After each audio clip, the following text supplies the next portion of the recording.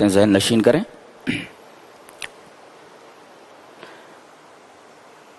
انسان پر جو بھی مصیبت آتی ہے اس کی 3 وجہ ہیں۔ ریپیٹ کرتا ہوں، انسان پر جو بھی مصیبت آتی ہے اس کے 3 ریزنز ہوتے ہیں، 3 وجہیں ہوتی۔ پہلی وجہ وما اصابکم من مصیبت فبما کسبت ایدیکم، یہ جو تمہارے اوپر مصیبت آئی ہے یہ تمہارے ہاتھوں کی کمائی ہے، تم نے کرتوت ہی ایسے کیے ہیں کہ یہ مصیبت تمہارے اوپر آتی، یہ تمہارے کسی گناہ کی سزا ہے۔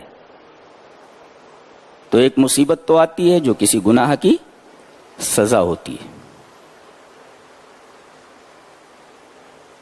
یہ آیت سورہ شورى کی ہے۔ سورہ تغابن میں اللہ نے فرمایا ما اصاب من مصیبت الا باذن اللہ، جو مصیبت تمہارے اوپر آتی ہے وہ اللہ کے حکم سے آتی ہے۔ کیا مطلب؟ اللہ کے حکم سے آتی ہے، مطلب یہ ہے کہ اللہ کے حکم سے یہ جو مصیبت آئی ہے اس کا مقصد یہ ہے کہ تمہارے کسی گناہ کا کفارہ ہو جائے۔ وہ مشہور حدیث ہے، آپ سنتے رہتے ہیں کہ اگر کسی مومن کو کانٹا بھی چبھ جائے، جو کانٹا چبھنے سے جو اس کو تکلیف ہوتی ہے، اس تکلیف کی وجہ سے اللہ تبارک و تعالیٰ اس کے گناہوں کا کفارہ کر دیتا ہے۔ تو ایک مصیبت آتی ہے آپ کے گناہوں کو مٹانے کے لیے آتی ہے۔ یہ مصیبت بہت بڑی رحمت ہوتی ہے۔ اور تیسری وجہ اور تیسرا ریزن بہت ہی عجیب ہے، غور سے سنو۔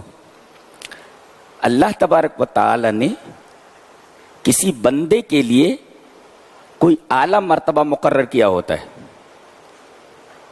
کیا مطلب؟ اللہ اپنے بندے کو کوئی اعلیٰ مقام دینا چاہتا ہے، اور اسے معلوم ہے کہ بندہ اپنے کسی عمل کی وجہ سے اس مقام تک نہیں پہنچ سکتا، تو اللہ اسے کسی بیماری میں مبتلا کر دیتا ہے، اسے کسی مصیبت میں مبتلا کر دیتا ہے۔ عمل کی وجہ سے اس اعلیٰ مقام تک نہیں پہنچ سکتا تو اللہ اسے کسی بیماری میں اور کسی مصیبت میں مبتلا کر دیتا ہے۔ اس مصیبت کی وجہ سے بندہ اس اعلیٰ مقام کو حاصل کر لیتا ہے، اس اعلیٰ مقام تک پہنچ سکتا ہے۔ اللہ، اس کا مطلب کوئی بیماری آئے، کوئی مصیبت آئے تو ہو سکتا ہے یہ مصیبت اللہ ہمیں اس وجہ سے دے رہا ہے، اس مصیبت میں اس وجہ سے مبتلا کر رہا ہے تاکہ اس اعلیٰ مقام کو ہم حاصل کر لیں جو ہم اپنے عمل کی وجہ سے حاصل نہیں کر سکتے۔ بہت گہری بات ہے، شاید آپ نے کبھی سنا ہو۔